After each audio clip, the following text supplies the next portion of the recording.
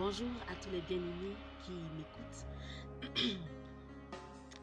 Nous rappelons que sur cette chaîne, nous parlons de ta relation avec Dieu, comment elle peut influencer ta relation avec toi-même et ta relation avec les autres.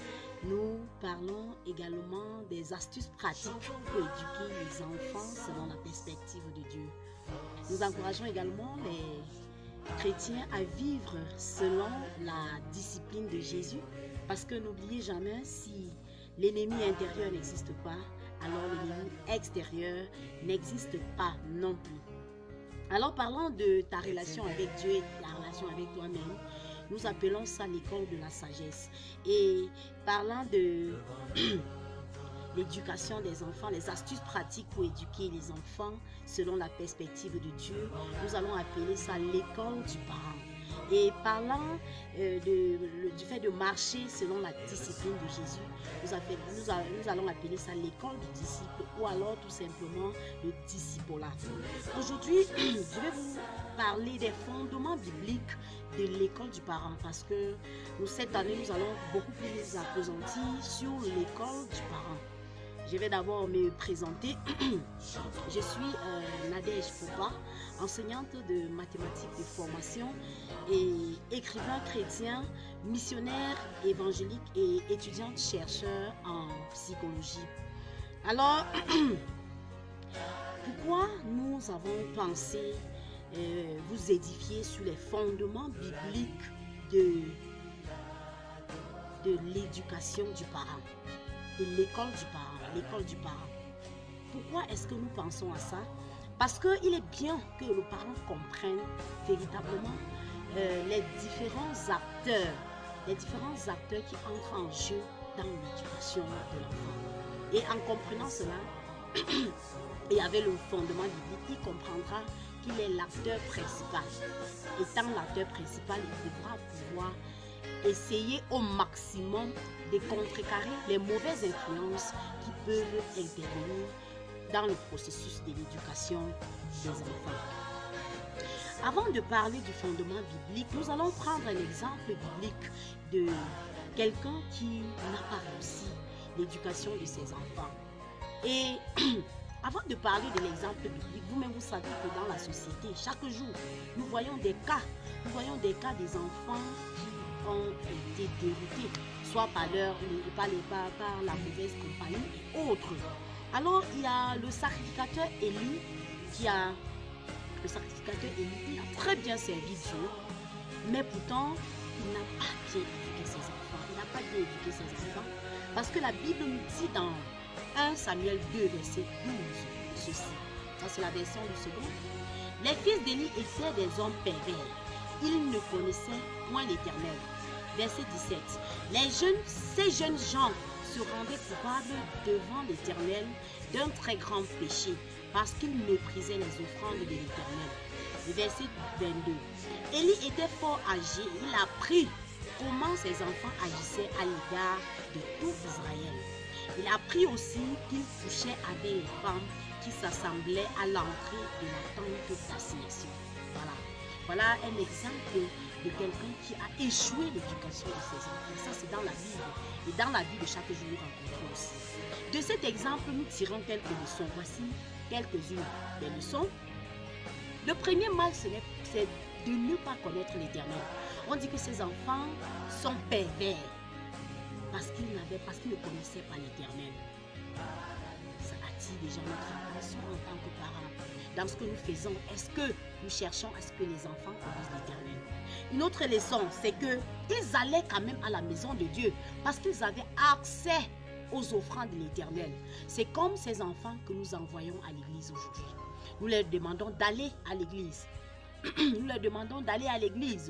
Mais en réalité, ils peuvent ne pas connaître l'Éternel, mais en allant à l'église. Une autre chose, c'est que c'est dans la vieillesse, selon ce passage, c'est dans la vieillesse qu'Élie se rend compte de certaines choses qui se passent dans la vie de ses enfants. Ça veut dire que quand les enfants étaient encore jeunes, Élie n'a pas pris la peine de les observer et d'identifier les choses qui ne fonctionnaient pas bien dans leur vie pour pouvoir corriger à temps. Oui, c'est dans la vieillesse que Élie a su ce qui n'allait pas dans la vie de ses enfants. Alors que même la psychologie nous enseigne que jusqu'à l'âge de 7 ans, toute la personnalité de l'enfant est déjà mise sur place. Ça veut dire que tout se joue généralement entre 0 et 7 ans. Élie a donc raté sa mission.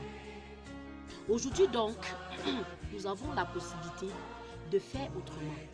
Sauf que, comme les parents, nous les parents, on a l'habitude de dire, quand ça nous dépasse, nous avons l'habitude de dire, on accouche seulement l'enfant, on n'accouche pas son cœur.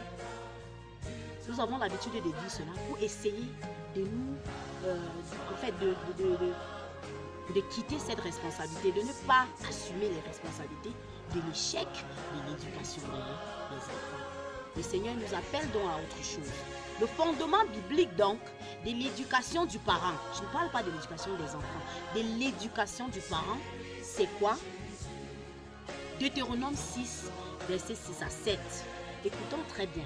C'est là où l'école du parent, c'est le fondement biblique de l'école du parent que je prône et pour lequel je vais afficher, je vais mettre le lien du cours WhatsApp dans lequel nous échangeons. Depuis, nous allons commencer les échanges. Parce que cette année, c'est la toute première édition de l'école du parent. Donc dans Deutéronome 6, versets 6 à 7, le Seigneur dit ceci. Et ces commandements que je te donne aujourd'hui seront dans ton cœur. Tu les inculqueras à tes enfants et tu en parleras quand tu seras dans ta maison, quand tu iras en voyage, quand tu te coucheras, quand tu te lèveras. Voilà. Ça veut dire qu'il y a des choses que le Seigneur veut nous donner chaque jour. Il y a des commandements de l'Éternel qu'il veut nous donner chaque jour, afin que nous les transmettons à nos enfants. Sur le plan social, sur le plan spirituel, sur le plan émotionnel, sur le plan mental, sur tous les plans, le Seigneur voudrait nous communiquer certaines choses chaque jour, ce qu'il dit aujourd'hui, pour que à chaque moment, quand il parle, quand il dit que quand tu parleras à tes enfants, quand tu es dans ta maison, quand tu iras en voyage, quand tu te lèveras, quand tu te coucheras, ça veut dire qu'à tout moment, il faut reprendre, il faut revenir sur la parole de l'Éternel, il faut rappeler les commandements de l'Éternel aux enfants que nous avons à la maison. Alors, nous savons que, comme j'ai parlé de la chaîne éducative, il y a les parents, il y a les grands-parents, il y a les camarades de classe, il y a même des frères et sœurs dans la famille, il y a les voisins, il y a les médias, il y a les réseaux sociaux, il y a même l'école du dimanche, c'est-à-dire le travail avec les moniteurs et les camarades de l'église. Voilà.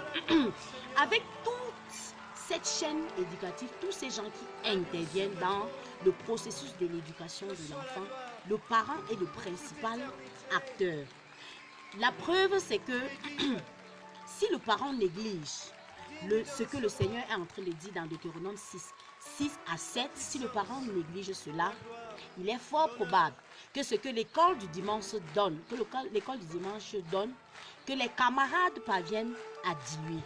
Il est fort probable que ce que les camarades donnent, que les réseaux sociaux, ce qu'ils reçoivent des camarades, ou bien ce qu'ils reçoivent, je ne sais pas trop où, que les réseaux sociaux parviennent à diluer et remplacer cela par autre chose. Donc voilà pourquoi le parent doit se positionner. Le parent devrait déjà comprendre cette vérité. C'est-à-dire que comprendre qu'il est l'acteur principal dans l'éducation de ses enfants et comprendre la nécessité de se positionner en tant que tel et apprendre désormais à influencer au maximum, je dis bien au maximum, de telle sorte que si les mauvaises influences viennent des médias, des pères, c'est-à-dire des camarades, de n'importe où, que le parent soit capable de l'éloigner et surtout en utilisant la parole de Dieu. Parce que la Bible dit dans Proverbe 22, verset 6, « Instruis l'enfant selon la voie qu'il doit suivre, afin que devenu vieux, qu'il ne s'en détourne pas. » En réalité, Dieu nous associe à cette tâche parce qu'elle est énorme. Elle dépasse notre entendement, elle nous dépasse. Mais seulement avec le Seigneur, nous sommes sûrs que nous pouvons réussir tôt ou tard, puisque si tu dis quelque chose aujourd'hui à l'enfant, et c'est selon le commandement de l'Éternel, même si l'enfant ne considère pas, le jour où l'enfant sera seul, le Seigneur viendra lui rappeler. Ou bien un jour, le Seigneur lui-même permettra à l'enfant de comprendre. Ou bien même le temps permettra à l'enfant de comprendre que le parent avait raison.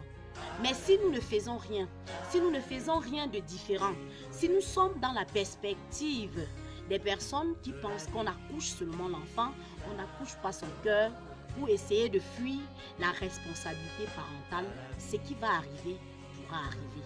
Vraiment, donc voilà le fondement de l'école du parent qui est dans Deutéronome 6, versets 6 à 7. Tu ne peux pas communiquer les commandements de l'Éternel sans les avoir reçus. Il dit que les commandements que je te donne aujourd'hui. Donc ça veut dire qu'il est déjà prêt puisque Dieu nous aime. Il a fait tout, il a déjà tout fait jusqu'à ce qu'il attend seulement que nous autres, nous apprenons à nous tourner vers lui pour recevoir ses commandements. Oui, il donne et nous devons être dans la disposition de recevoir ses commandements afin de les communiquer à nos enfants. Voilà, donc voilà le fondement biblique de l'école du parent. Et notre souci, c'est que nous comprenons qu'en réalité, il n'est pas question qu'un parent enseigne l'autre ou bien que quelqu'un essaye de dire l'autre, parce que tout cela dépend des contextes. En réalité, il est question de comprendre que le Saint-Esprit, l'Esprit de Jésus, qui est le parent par excellence, va enseigner chacun de nous. Parce qu'il a dit le commandement que je te donne aujourd'hui. Oui, pour que chaque parent soit prêt à recevoir le commandement de l'Éternel chaque jour pour communiquer à ses enfants. Que chaque parent, quand il se lève, qu'il réunisse les enfants autour de la parole de Dieu, pendant qu'il va lire, pendant que Dieu parle aux enfants, que le parent reçoive le commandement de l'Éternel pour le jour-là. Donc voilà un peu à quoi, voilà un peu le fondement de l'école du parent. Et chacun de nous devrait s'y atteler. Parents ou futurs parents. Parce que pour les futurs parents, ils ont besoin de s'appuyer sur leur famille d'origine pour mieux comprendre l'influence que cela a eu et surtout pour prier. Parce que la première sagesse, c'est la prière. C'est surtout pour prier, pour anticiper sur certaines choses en ce qui concerne leurs futurs enfants. Vraiment, si vous avez aimé la vidéo, n'oubliez pas de liker, de commenter, de partager pour bénir d'autres parents.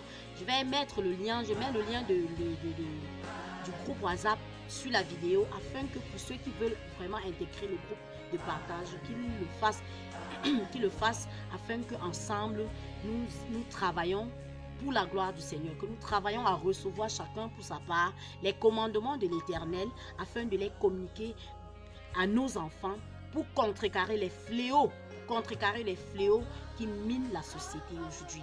Parce que, vous savez, lorsque Moïse voulait naître, n'est-ce pas, le pharaon a ordonné qu'on tue tous les garçons mâles, qu'on tue tous les garçons, en fait tous les garçons qui devaient naître. C'était pour essayer de contrecarrer la mission de Moïse, la mission que Moïse devait accomplir. Il en est de même lorsque Jésus devait naître. Oui, Hérode a envoyé qu'on tue tous les enfants de moins de 2 ans. Et aujourd'hui encore, chaque enfant a une destinée glorieuse. Et avec les forces de ténèbres, Satan cherchera à détruire des choses qui peuvent accompagner le ministère de cet enfant. Voilà pourquoi nous, en tant que parents, nous nous positionnons pour contrecarrer ces plans-là et agir selon la volonté de Dieu et collaborer avec Dieu pour faire ce que Dieu veut qu'il s'accomplisse dans la vie de nos enfants. Merci véritablement d'avoir écouté. N'oubliez pas de partager comme je l'ai dit tantôt. N'oubliez pas de liker. Abonnez-vous au maximum parce qu'il y aura beaucoup de choses. Chaque fois qu'on va partager dans le WhatsApp, il y aura également la vidéo. On va également faire la vidéo pour que ceux qui veulent voir en vidéo puissent véritablement voir ça ici sur ma chaîne YouTube. Que le Seigneur vous bénisse. Demeurez en paix.